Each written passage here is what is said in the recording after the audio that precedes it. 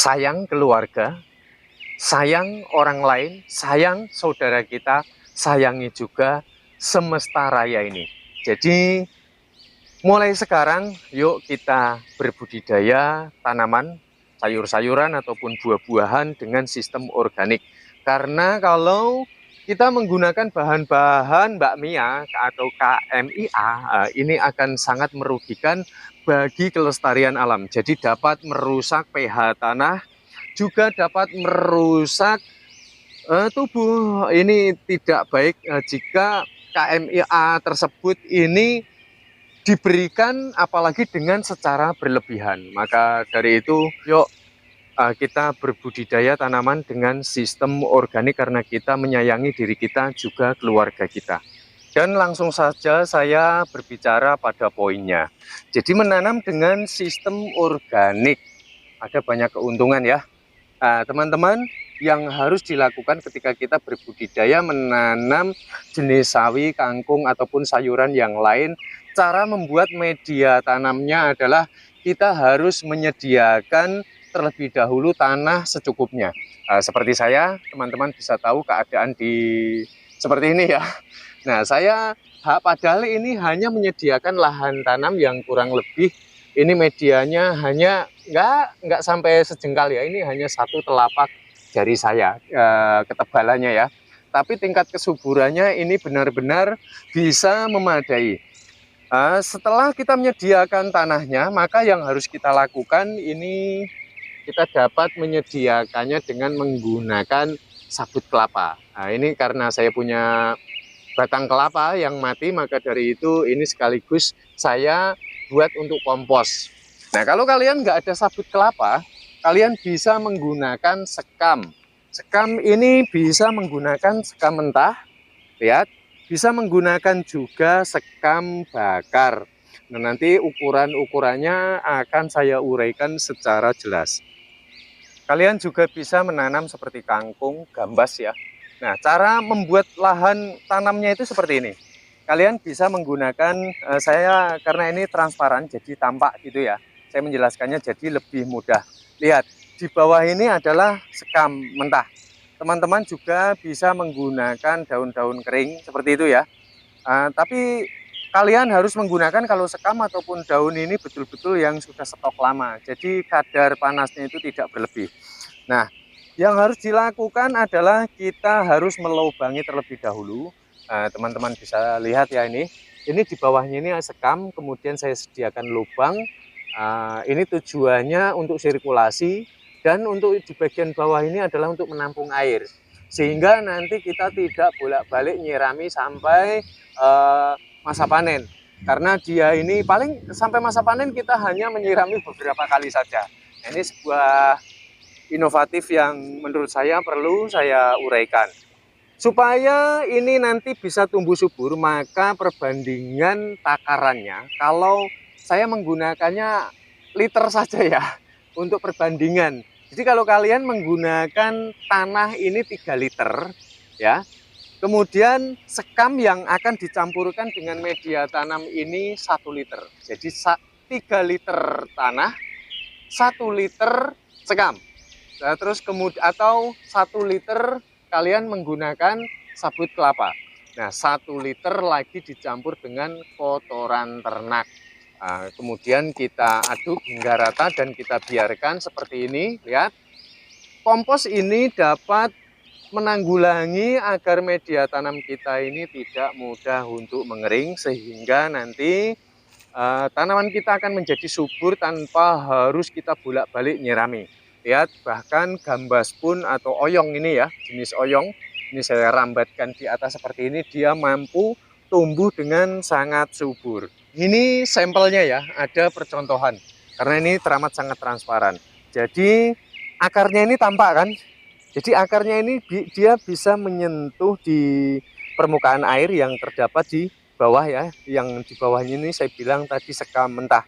Jadi untuk media tanam, jadi tadi yang pertama adalah 3 liter air, 1 liter kotoran ternak, kemudian 1 liter ini sabut kelapa atau dapat menggunakan sekam bakar ataupun sekam mentah. Ini kita taruh di atasnya seperti ini.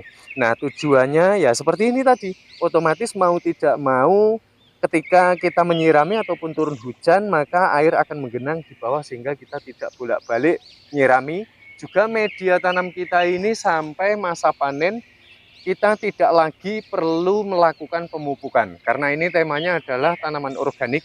Jadi kalau kalian mungkin ada pupuk-pupuk kocor ya, dengan menggunakan bahan-bahan organik, bolehlah silahkan ya. Tapi dasarnya adalah kompos ini sampai masa panen, gambas ataupun kangkung, bayam, dan yang lain sebagainya, ini sudah cukup. Jadi tanpa kita memberi pupuk lagi, kita tinggal menguraikan kembali seperti ini. Jika kita dapati tanahnya ini sudah mulai memadat, maka kita harus menggemburkan kembali. Dan catatan untuk kesuburan, ketika tanaman ini sudah tumbuh ya, dan ketika akarnya ini sudah menembus di permukaan seperti ini, maka kita harus melakukan penimbunan secara tipis-tipis saja seperti ini. Nah, otomatis nanti akar ini akan turut serta menyerap, dia akan dapat makanan dari timbunan media tanam yang kita bubuhkan tadi di atas ya. Otomatis dapat membantu kesuburan dari tanaman itu sendiri. Tidak hanya oyong ataupun gambas, kalian juga bisa berbudidaya jenis tanaman pare ya. Ini pare jenis pare hibrida, pare apalah itu bisa kita budidaya dengan menggunakan bahan-bahan organik seperti ini. Nah, teman-teman, tingkat kesuburannya supaya tidak lagi sanksi. Jadi, oh ya, teman-teman kalau mau tanaman ini jenisnya ini lebat, maka di areal pucuk ini harus kita pangkas ya, teman-teman. Jadi kalau kalian tidak ingin istilahnya normal-normal saja, tidak dipangkas seperti saya, ini tidak masalah. Dengan kompos buatan dari hanya 3 bahan tadi saja ya, kawan-kawan bisa berbudidaya seperti ini. Saya menanam juga buncis, kacang panjang ya. Lihat, rahasianya ketika nanti tanah sudah memadat, maka kita harus menggemburkan kembali seperti ini. Otomatis nanti bakteri baik dia akan muncul kembali dan nanti dia akan bekerja kembali sehingga nanti tanaman kita ini tidak perlu memupuk lagi sampai masa panen selesai. Nah, ada sebuah penambahan spesial cara memupuk ya dengan teknik organik dengan sistem dikocor. Jadi teman-teman seperti ini ya, jagung kalian kalau mau menambahkan pupuk, walaupun sebetulnya ini tanpa kita pupuk, dia sudah bisa tumbuh subur hingga masa panen. Jadi kalian, apalagi kalau tanaman yang masih pendek seperti ini ya, tomat, seperti bayam-bayaman, ini jenis bayam merah teman-teman ya. Nanti yang nggak tahu kok warnanya merah apa ini, disangkanya bunga takutnya ya. Jadi kita cukup menyediakan air ya, seperti ini. Kalian boleh menggunakan ember, cat, ataupun apalah. Jadi yang pertama bahannya yang diperlukan adalah kita perlu sabut kelapa seperti ini ataupun batang kelapa boleh ya. Kita rendam bersama dengan air seperti ini. Nah, nanti airnya otomatis mau tidak mau dia akan menguning. Yang ditambah dengan kotoran ternak pun kita bubuhkan di dalamnya. Terus yang berikutnya kita perlu memberikan semacam kayak wangi-wangian, tanaman yang wangi seperti pandan. Nah, pandan ini dapat mengusir ataupun menangkal serangan dari hama penyerang. Kalian bisa menambahkan dengan jenis tanaman-tanaman yang memiliki bau yang menyengat sehingga nanti daun-daun seperti ini tidak rentan ya. Lihat daunnya sangat segar sekali, tidak rentan dengan hama penyerang. Nah, saya rasa sampai di sini. Oh ya, cara ngocorin itu ya tinggal langsung aja seperti ini. Nah, kalian bisa lakukan seminggu sekali ataupun seminggu 2 kali. Baiklah pemirsa, saya rasa seperti ini penjelasan saya berbudidaya tanaman dengan teknik organik ternyata lebih menyehatkan diri kita, juga kita termasuk bentuk kesadaran bahwa kita menyayangi dari alam semesta raya ini. Dan semoga ini akan menjadi perluasan pola pikir sehingga kesadaran dapat tumbuh jika kita mengaku menyayangi diri sendiri dan keluarga juga alam semesta. Semoga ini akan memberikan tambahan-tambahan untuk perluasan. Saya ucapkan terima kasih.